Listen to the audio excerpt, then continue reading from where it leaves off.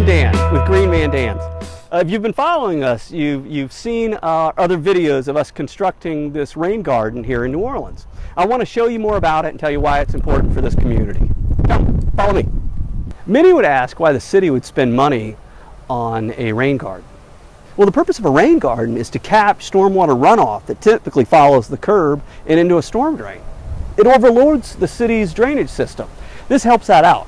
Rainwater, when it hits the street, it follows the curb all the way into a storm drain. From the storm drain, it goes directly to one of our canals or a pump station to get dealt with and get pumped out in the lake.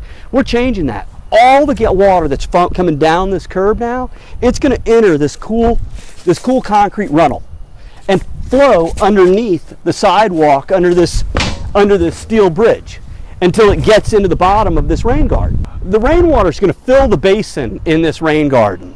And where I'm standing, we've dug over 7 feet deep and amended that soil with gravel and sand. The water is just going to percolate through it.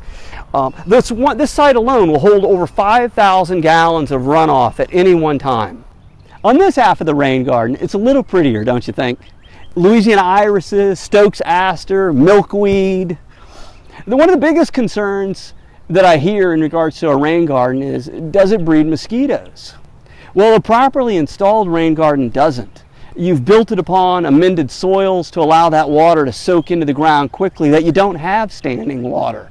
We also build safety overflow devices like this onto the system, where when the rainwater reaches too high of a level, it flows right into this drain and goes into the city's drainage system, protecting this thing from ever becoming a mosquito breeding ground. So, no mosquitoes.